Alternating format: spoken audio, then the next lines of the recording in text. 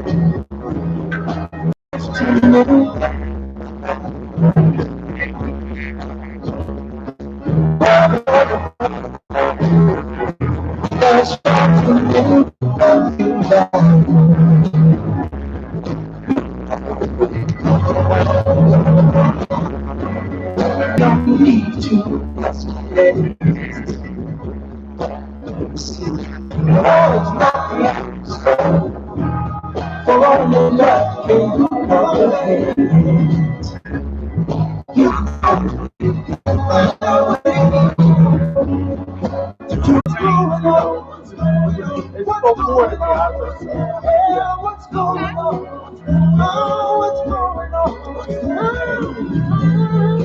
our best trained, best educated, best equipped, best kind troops refused to fight.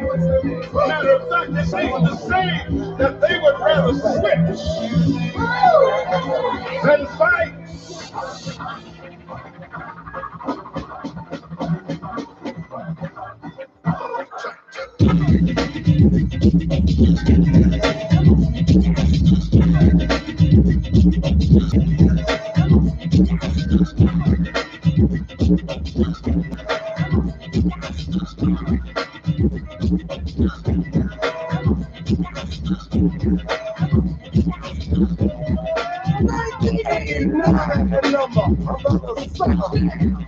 Sound of a funky drummer, you can keep your heart from the love you got soul. Listen, y'all, swinging while I'm singing. Hey, give me what you're getting. Know what I know ain't while my black man swing. In the rhythm of the rolling, got to give us what we want. Gotta give us what we need. Hey, I'm freedom of speech, that's freedom of death. We got to fight the power that beat. Fight the power. Fight the power. Fight the power. Fight the power. Fight the power. Fight the power. Fight the power. Fight the power that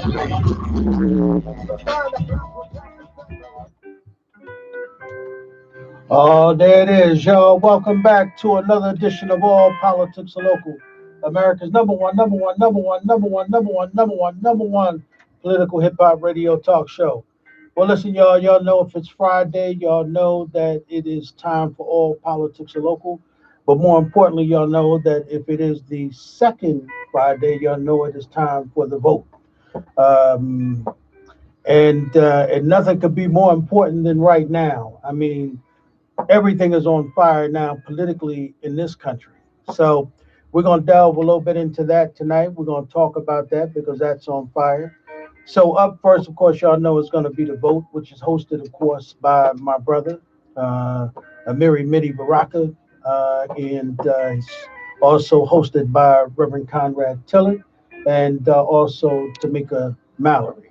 So we're waiting for those folks to call in, get on the call so we can organize everything up. But we want to do the layout to show to you all. Of course, that's going to be up first. And then, of course, coming up at 7 o'clock, we're going to talk a little Black love in the 21st century. Of course, some of y'all who celebrate Valentine's Day. Of course, y'all out there trying to make love plans and, whatever that is. I even read something today that I'll share with y'all that actually this is one of the largest days for divorces. I don't know if you all knew that, but Valentine's Day is one of the biggest days for divorces filed in America. Did you know that? No, didn't know that. Of course, the voice y'all hear is, of course, none other than the one and only Keisha Yuri, our beloved sister, from the NABC. But of course, she's in here tonight in another capacity to instruct us on how to be better lovers and love people. So, of course, she'll delve into that at 8 o'clock. But yeah, I mean, I read that today. I was like, whoa, are you for real?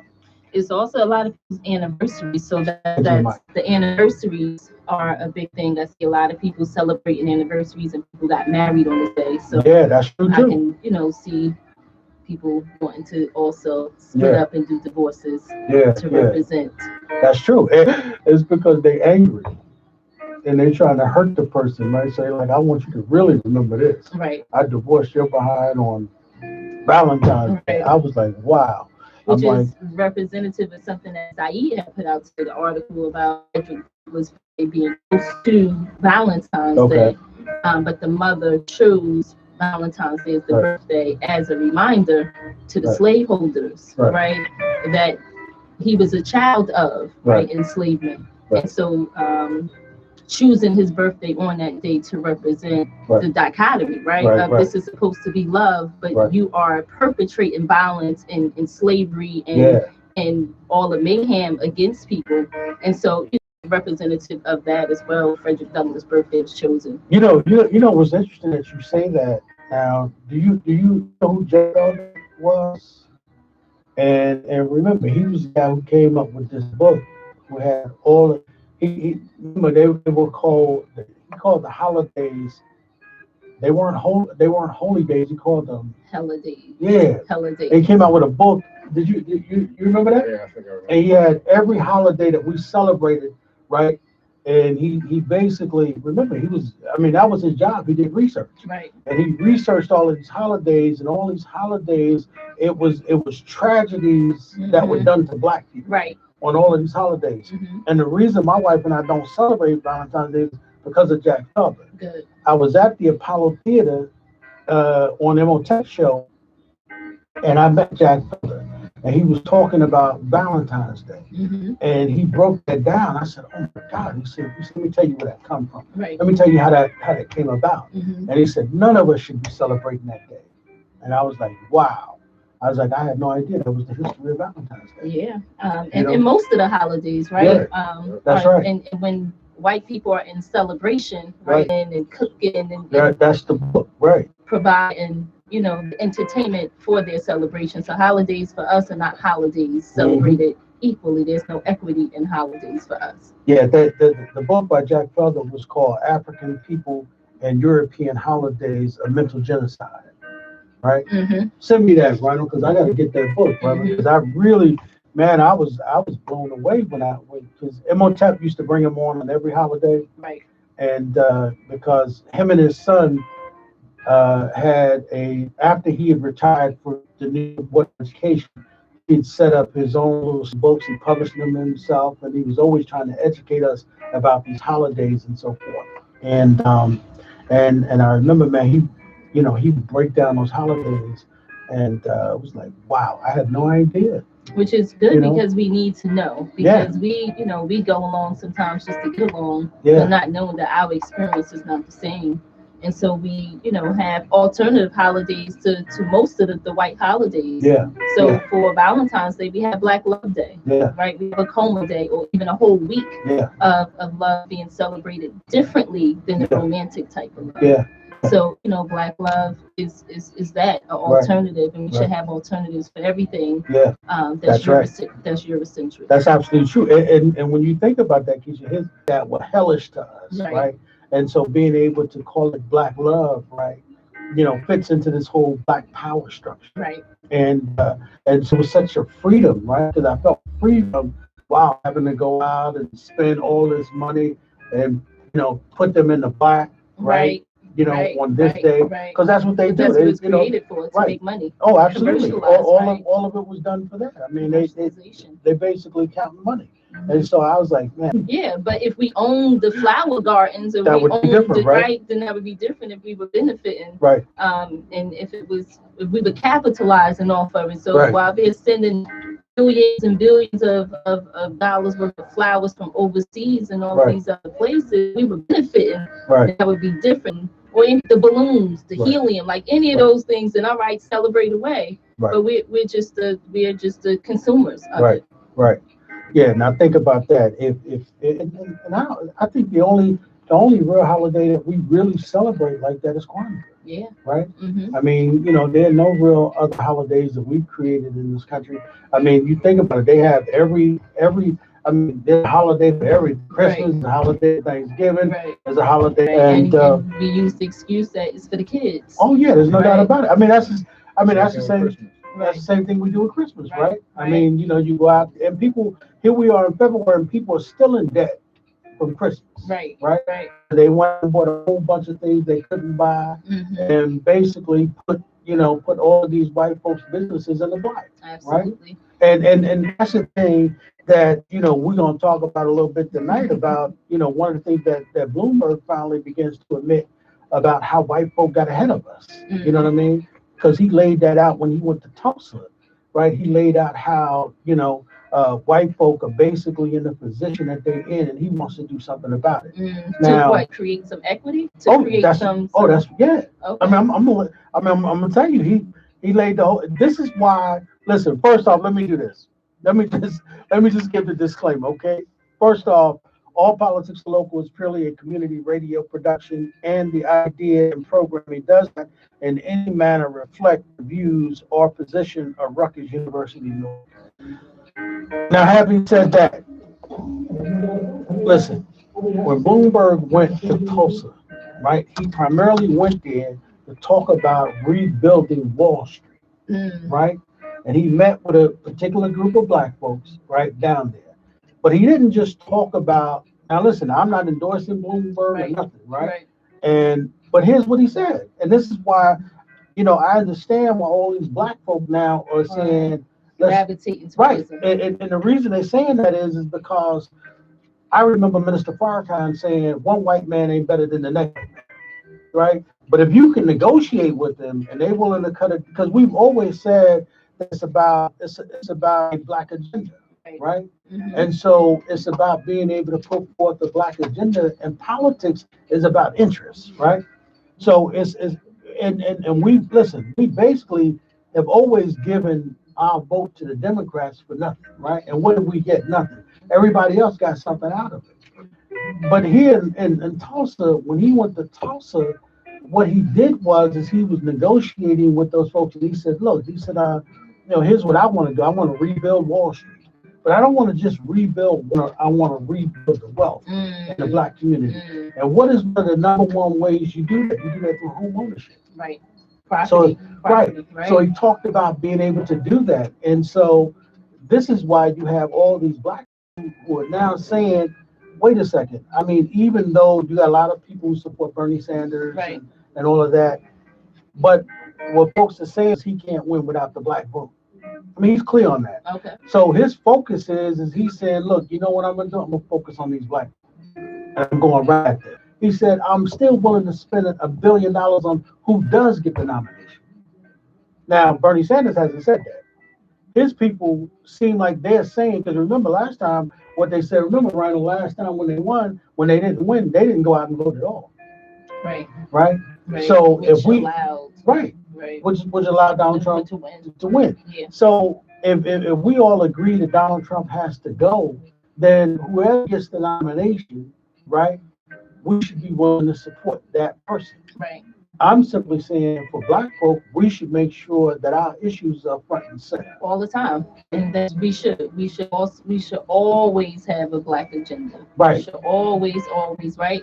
If you ask for nothing, you get nothing. That's right. Right. And so that definitely should be what we should. So if he's offering and Wall Street is on the table, right, then how can we take that offer plus add on to whatever else we want? So if in one case we don't get one, we get the other. That's right. And so we should have a slew of things that's on the table. But we do. I'm sure we have a black agenda. We've had a black agenda before Trump, before Obama, before each president. So there's always been a black agenda. Have we implemented it? Have we continued to push it across the table, presidency after presidency, to say this is still our agenda? Right. So let me share some of this with you. This was what went down. So this is just 12 days before the annual celebration of Black History Month. Democratic presidential candidate Michael Bloomberg, standing in the Greenwald Cultural Center, the billionaire businessman and former New York City mayor, on January 19th announced a broad and ambitious proposal to increase black home ownership, double the number of black-owned businesses, and triple black household wealth. The motivation for the Greenwald initiative, he said, was hindering African Americans from achieving and sustaining the same success experienced by other groups. In other words, right. Good. In other words, we're clear Uh-huh. that always been institutional and systematic, right? Remember, one of the things I forget the sister's name, but remember as soon as I think of it, I'm gonna remember. But remember, she shared with us race and racism, Mm-hmm. right? And that's how. And so Bloomberg is saying that that is what has happened. How white folk have been able to get ahead of us, right? So if I say to you, Keisha, we get in a race and we all start the same line, and then I say go, but I hold you, and then I let white folk keep running.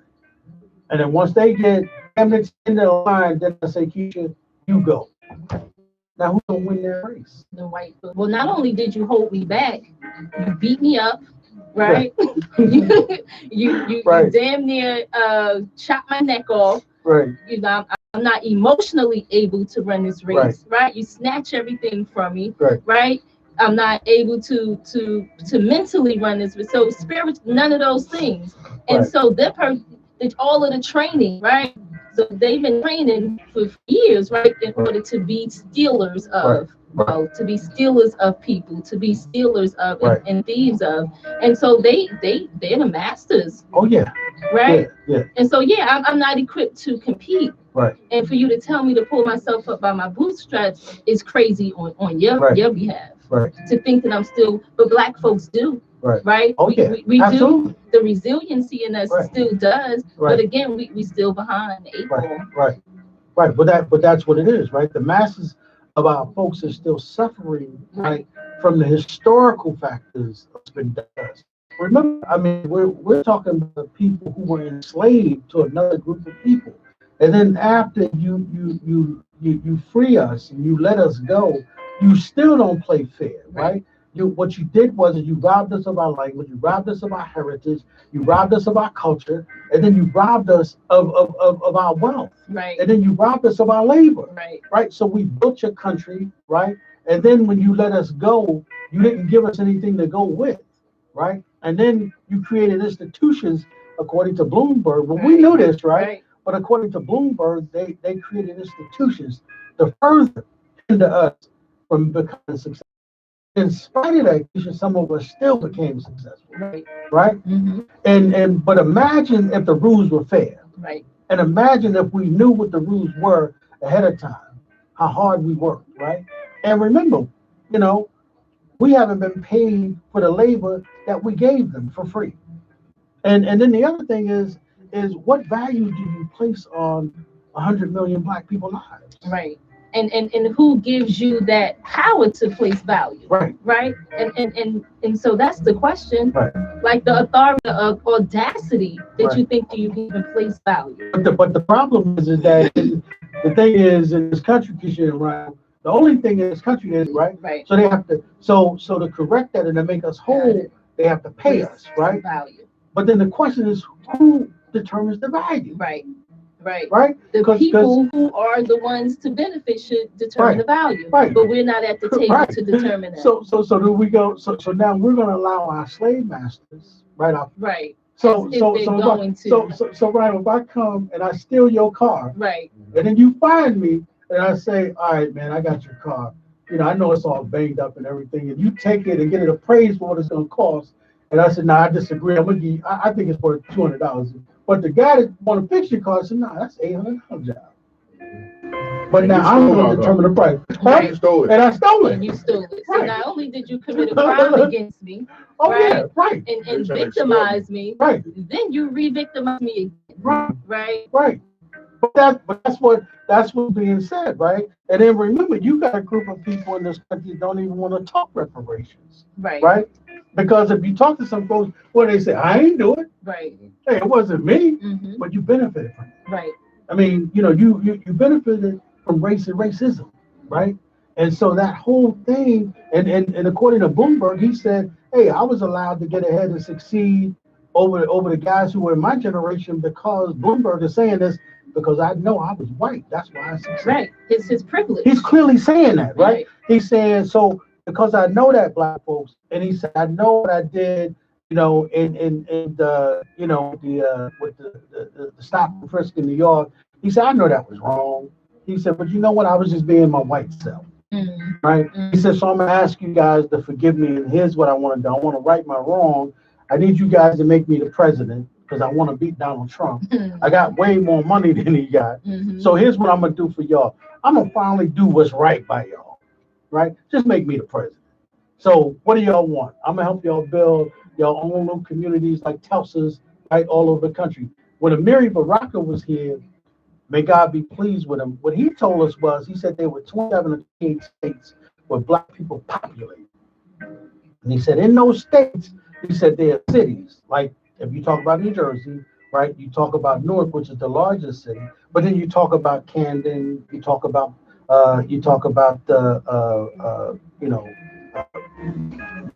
different cities and all of those cities now.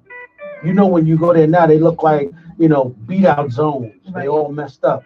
But imagine if they all look like the Portuguese section. Right.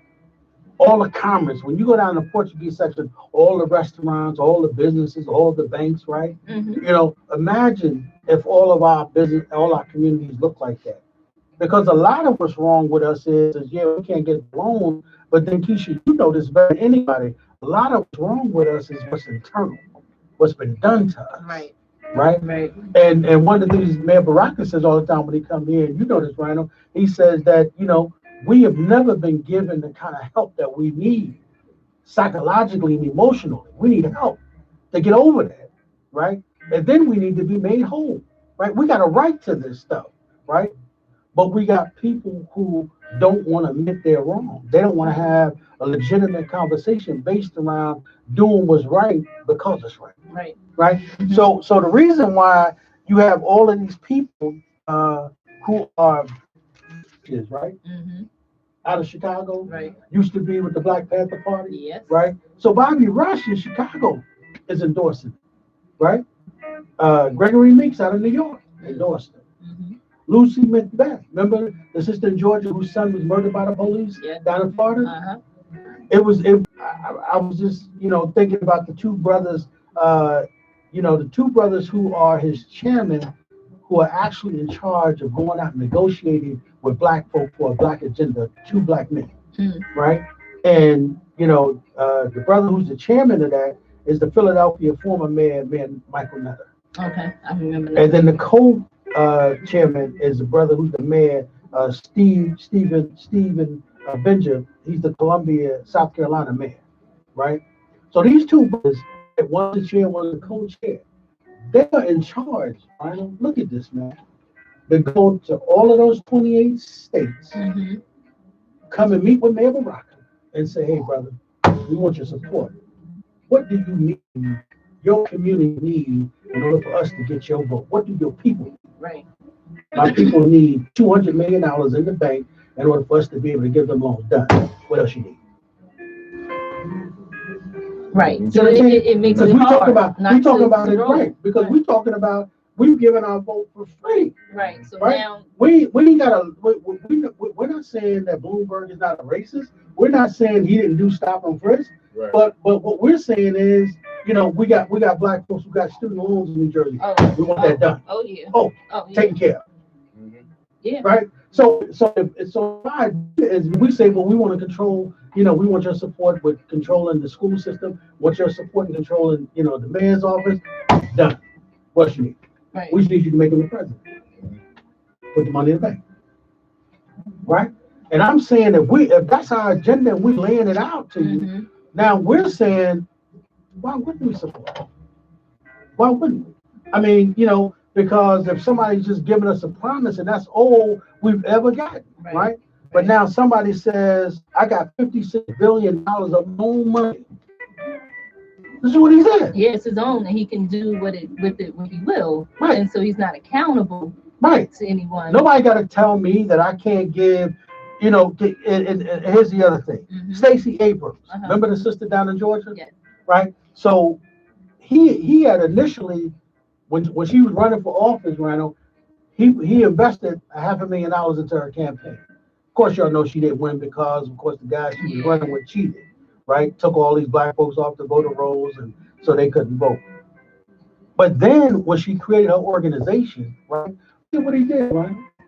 He gave $5 million to start our own voting, own nonprofit. Oh yeah. $5 million. So that's where he's at tonight. Okay. He's in Georgia with her tonight, speaking right about why does he want the black support, right? And she basically said when I because here's the thing, it's no secret that she was in debt, right? When she finished running for office, this sister was in debt. She was still paying for her law degree, right? She was taking care of her mother. This is what she said. She said there's no secret. She said this when she was running for office, that she couldn't afford to do this and so forth.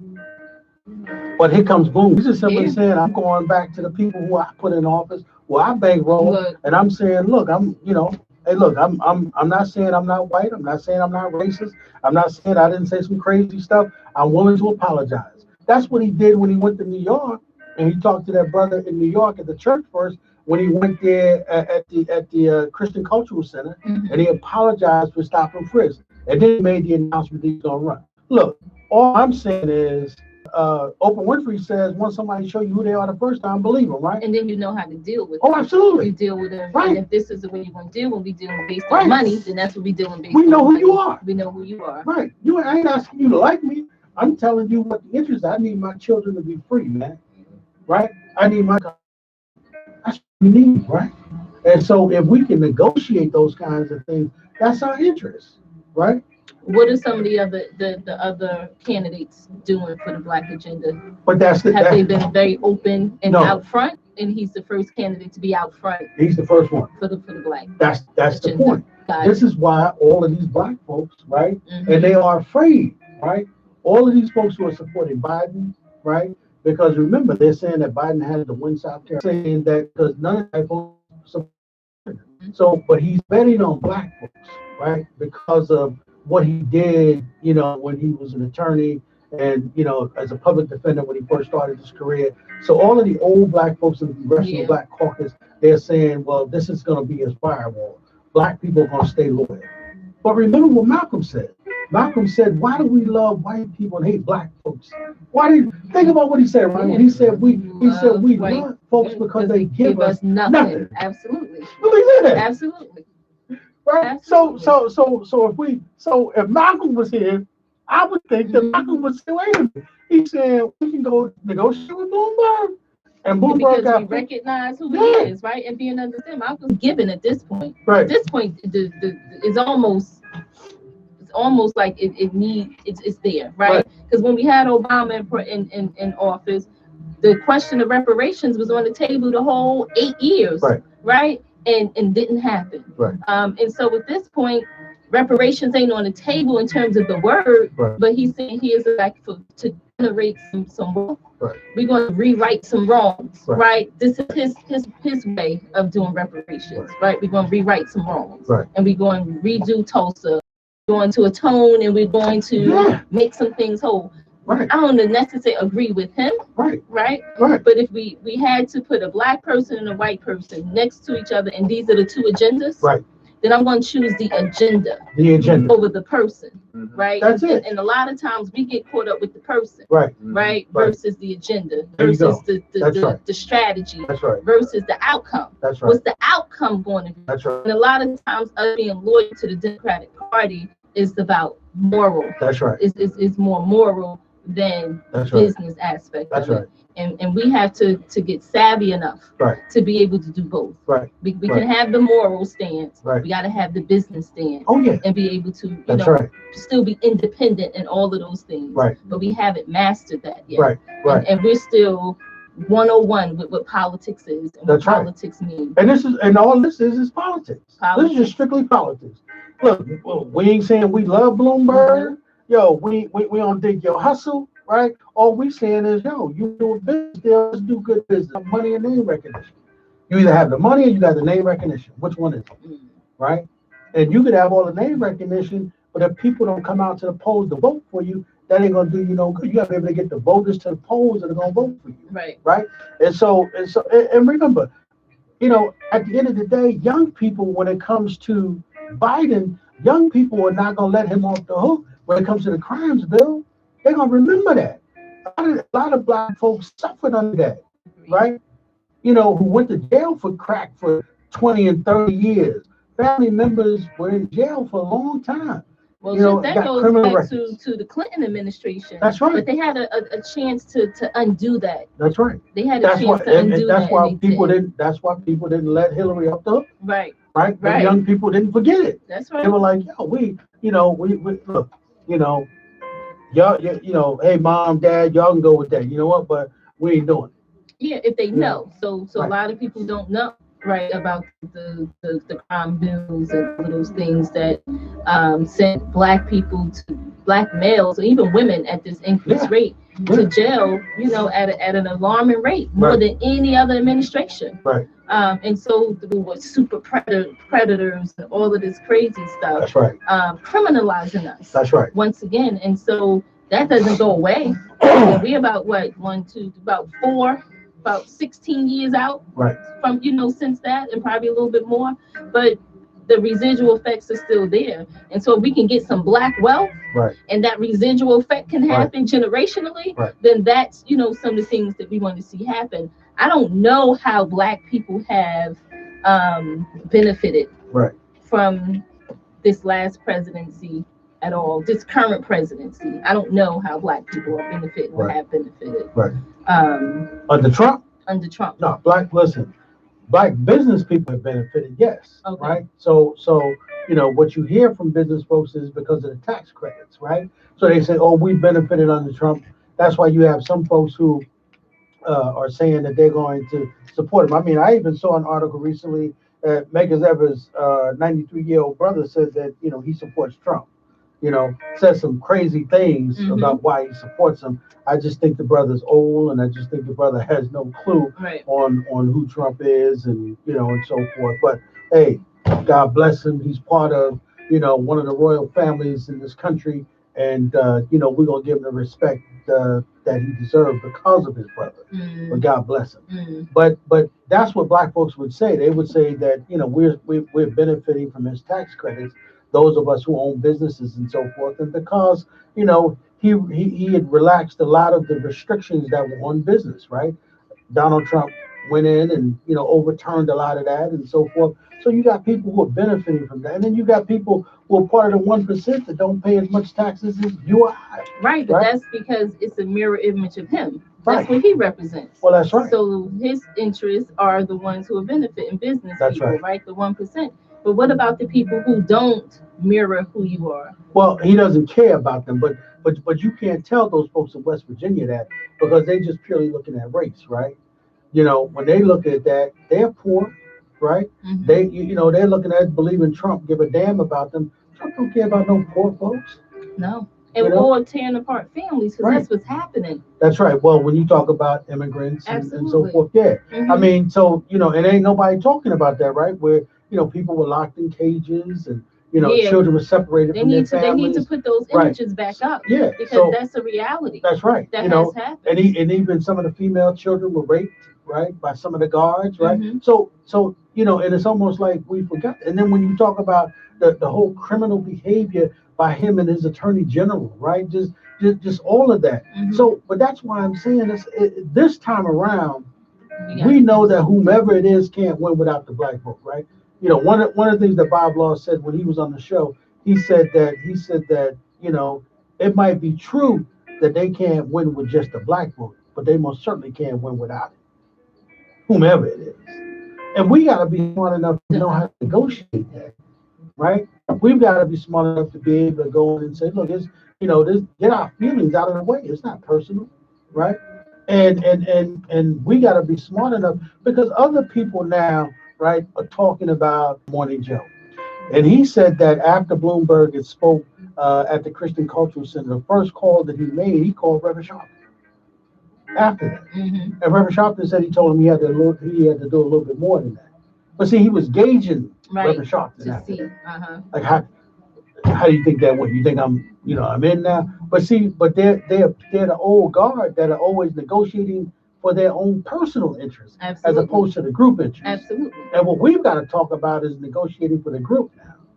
And those of us who are in the group have got to say, well, unfortunately, and this is what we were saying with Tamika and Conrad and Minnie we were saying that the old group can't be the ones that go in and negotiate for us. Right. There has to be some new guard, Mm. right? You know, almost those folk that say, those young brothers and sisters who say, look, mom, you can go vote for them, but at the end of the day, I remember what went down. So I want something. If I'm going to go in and support them, I want something out of the deal. Right. And what's in it for me? And that's always the question. Right. Everybody else has that. Everybody else does. And so every other group of people have a collective approach. Right. We are very individualistic, but we live in an individualistic society where Right. everything's about me, me, me, me, me. How do I get ahead? What do I do? Right. But when it comes to the politics and the voting, we got to think collectively. Right. We got to think collectively, because this is like the boat, right? Either we all go up or we all go down. The few of us that make it is not enough to Right. sustain, you know, the greater good. Right. And so we have to think from that place. And listen, I'm clear. I'm crystal clear that under no cause can Donald Trump be allowed to win. I'm clear that this man is an open enemy to us. I'm clear that he's stacking the deck on federal judges, right, that are going to work against us, right? I'm clear on all of that. All I'm saying is look, I'm not willing to close my eyes or my ears and being willing to negotiate with somebody who said to me, look, I said all of those things, and hey, look, I apologize for it, but here's what I know you guys need. And in order for me to be president, I know I need your vote, right? And here's what I need. So it's an exchange, you see. It's a give and a take. That's politics, right? Mm-hmm. That's what politics is, right? It's about going and negotiating, sitting down and having an agreement. And look, you know what? One of the things that we've learned in this country is that for Black folk, what have we gotten out of the game, right? We've been in this country over 400 years. Mm-hmm. What has Black folk really got, right? And we built America, right? Right, and so we're still talking about Black power, right? And the leaders that were here that taught us that, they're dead. Right. We are now the sons and daughters. We're some of the best educated group of Black folk anywhere to be found. And we can't push an agenda. Right, and so the question, right, and so the question becomes, can we get our feelings out of it? Mm-hmm. Can we? Who shows up for us to be able to do that? Keep talking, Keisha. And so a lot of times with us, it's the one leader, and you know that's not the case. But we do have to create more than just one person, or more than just like, where are the committees, where are the councils, where are the, you know, those people that go before and say, we went around the country, we talked to, you know, our folks. There you go. This is who we endorse, right. And whoever the hip hop caucus, right, endorses, or whoever. So that world is a powerful world within itself. That industry, and so whoever the celebrities say, right, and so we have to, you know, kind of be clear around who those people are as a collective, and how we go in the direction collectively, right. And but because when you have the divide, then the enemy slips through when it's divided. And that's important that what you just said. Because for the first time, right, and you still have white folk who are trying to make hip hop artists our leaders. Hip hop artists are not our leaders. But the problem is that we have not been trained properly, right?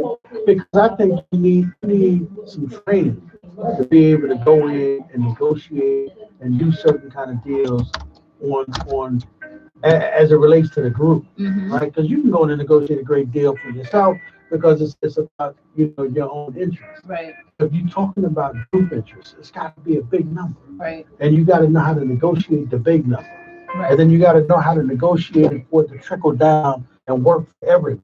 Absolutely. Right. Which in turn, even on a small note, right? So all politics are local. Right. And whatever we do here locally influences what people do nationally. Right. And so the Bloombergs come to Mayor Baraka and say, hey, I need your endorsement, or I need your vote, or I need whatever. How does Mayor Baraka go to the people and say what's in the best interest of the people collectively versus his own personal thoughts and agendas, or what politics, or what's in the best interest of the city, right?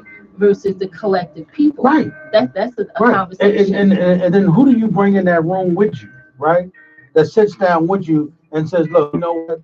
Economics is not my thing, but you know what? I got people here who are economic specialists, right? who got PhDs in this area. And then, let's talk about what the interest of everybody in the city of Newark is, right? Who wants to vote for you? Okay. Here's what we need. Here's what we want.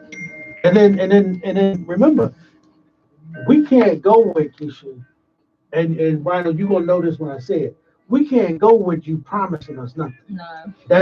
Those days are over, right? We now know that the 40 acres and a mule never happened. Never happened. We still need that. Right. By the way. So that's why when a Bloomberg says, right, "Oh, I got that. 56 billion." Right. So if we cut a deal, and you tell me you need 500 million, that's a deal. You got 500 million in your account. You just need to guarantee it. Right? Yeah, but we need that on paper. No, we don't need it in the bank. We need it in the bank. We need it in the bank. We need to see it in the bank. When we know the money's there. Right. You don't know us to be liars. We voted for people for nothing. Right. But now you're saying that you got 56 billion and you understand the vote ain't free. I'm with you. Yeah. And if you said, tell me what the black agenda is in the city of Newark, and I tell you we got a deal, and you tell me that deal is going to cost me 500 million, 500 million is in the bank. And when I see 500 million in the bank, and my group is the one that has control over signing for where that money goes, we got a deal, buddy. Yeah, but isn't that buying the vote? But, right? but listen, we give it away for nothing, right? We're talking about interest, right? We're talking about our vote has to be worth something, right? Listen, I mean, there was a sister who said back in the day, there was people going around in our communities buying the vote for a pork chop sandwich. Yeah, I've seen it. I'm not pork chop sandwiches, but I've seen $5 in a pork chop sandwich. Overnight campaigning in Trenton, and we had, this is our agenda, our black, and we rocking and rolling, right. And the white woman comes in and buys the vote. She paying people and buys the vote. Yeah. And overnight, our campaign go down the damn trash hole because money talks, all the time. Right. But by the grace, right? Yeah. Even with Mayor Baraka was able to do it in a grassroots way, right? Where he didn't raise as much money as the opponent, right? But he had the support of the people in a real way, right? Seeing democracy, right? In a real way, that the vote couldn't be bought, but that doesn't happen in a lot of places. Like that's like almost a needle in a haystack for that to happen. And so Bernie Sanders at this point has spent millions of dollars already.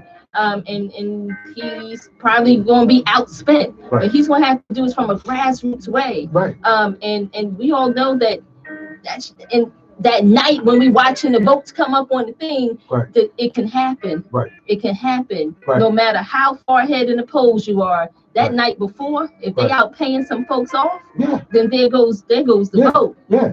Listen, look, if your children are at home and there's no food in your refrigerator, and you got somebody saying, "Hey man, if you vote for me, I'll give you $100, man." Right. That means all the children gonna have dinner tonight. Just but here's the thing. Stand on some principles. We've done that in this country, right? Black folk have done that consistently, more so than any other group of people. Right. Other groups of people have gotten something out of their vote and for their vote. Right. What have we gotten? Right. We need that was one of the things Donald Trump said. Remember he said it. He said, "What do we have to lose?" Remember when he said that? Yeah. He said, "What do y'all got to lose by voting for me?" He said, "Y'all been voting for the crap. Y'all ain't nothing." That's true. And everybody know that's true. Right. Everybody know that's true, right? Even Barack Obama know that's true, right? Because we didn't get a black agenda that he was trying to put through.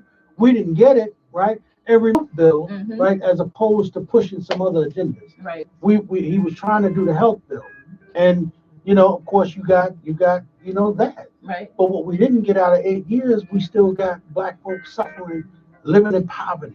Right. Still don't have the kind of jobs that we need.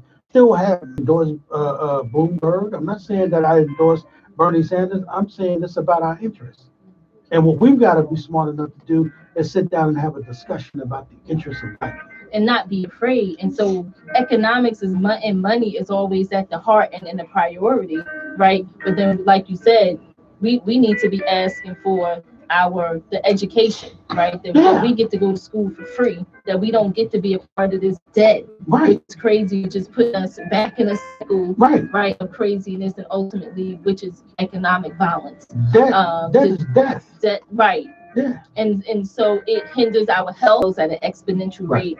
We need these all of those things to happen. all of those things need to be ID'd. Right. And this is what this guy was saying. He said, you know, when he went to Tulsa, he said, I recognize the systemic racism. Yeah. I recognize the institutions that were put in place to hold you back, right? And you all are right. Here's what we've done. But I'm telling you, I got 56 billion, and I want to be president. I'm willing to spend the whole thing on trying to make it right with you all, right?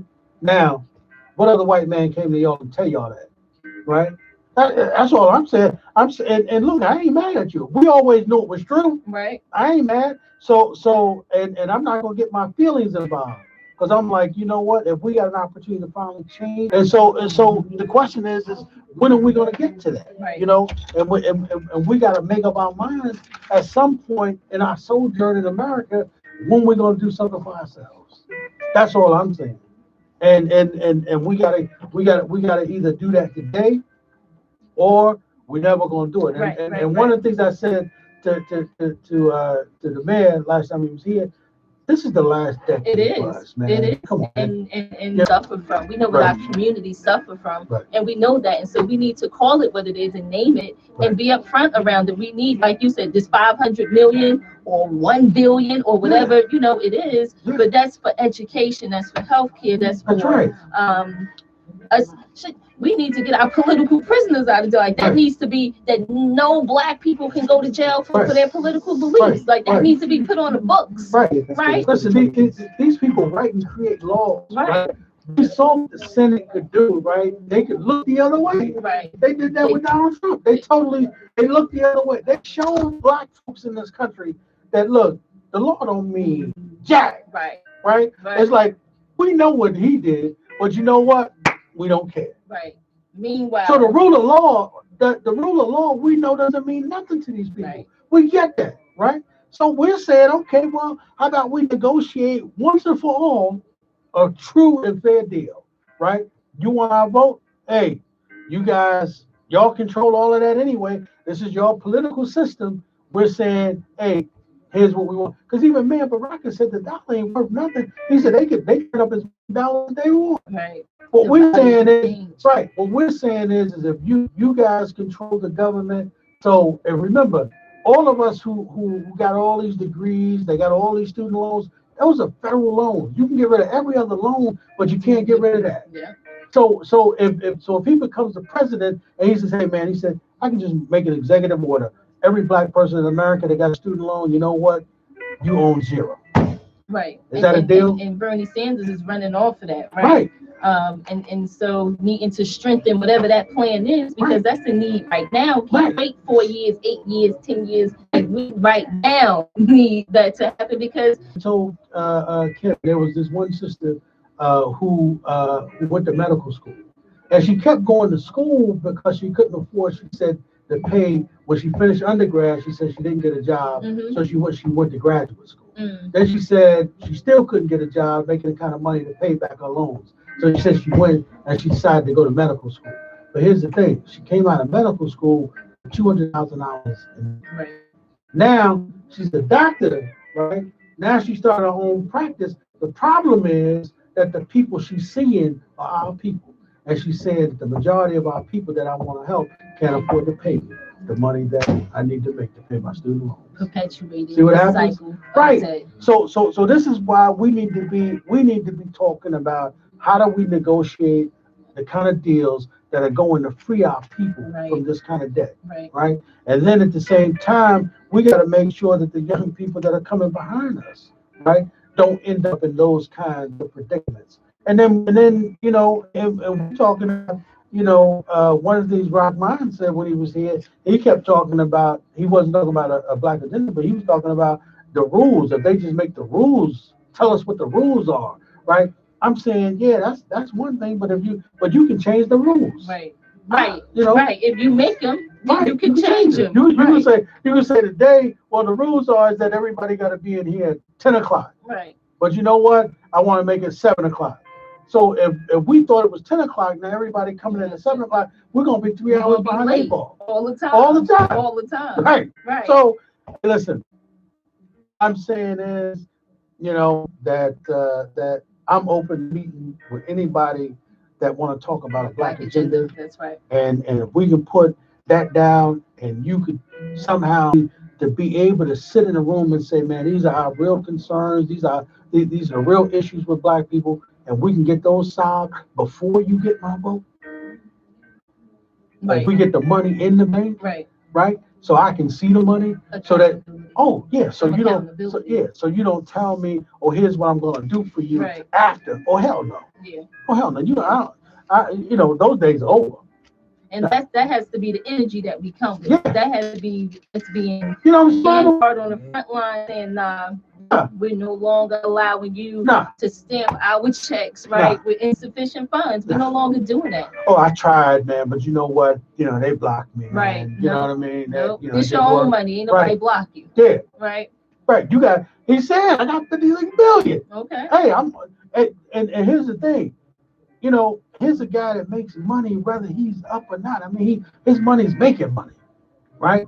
So I can afford to spend 56 billion to make another 56 billion. He can give every state $1 billion and be all right. Well, and because he know the game that redlining. I mean, this is one of the things he was talking about when he got busted. Where he was simply saying, hey, here's how the redlining game works. Right. Well, we kept black folks out of home ownership because, you know, here's how the games are being played. Right. So, and because white people participated in all of this, right? I mean, remember, there was a time in this country where, you know, white folks were basically bankrolling white folks, right? They get loans, but they're giving free loans out to white folks, but not to black folks. Right.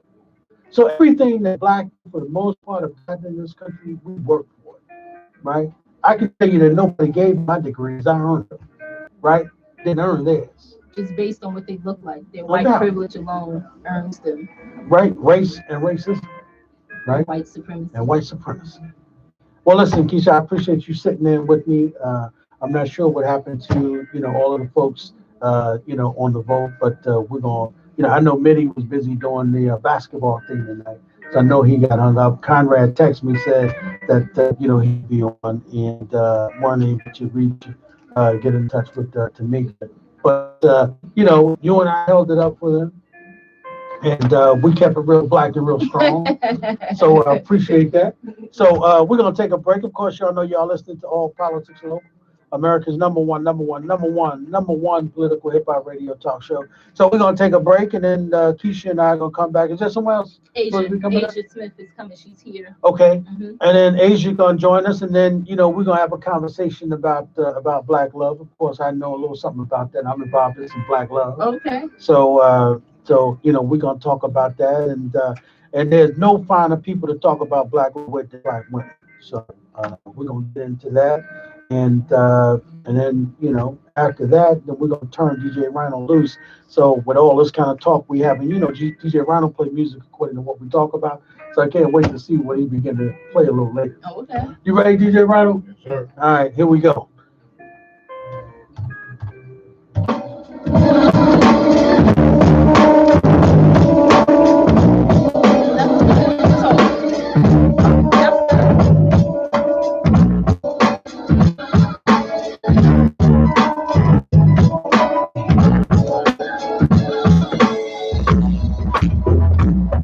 Valentines. Be mine. Valentines. Talk about white supremacy. Good to see you beautiful. Oh my God, yeah. Yeah, would you ever shoot it? What about time?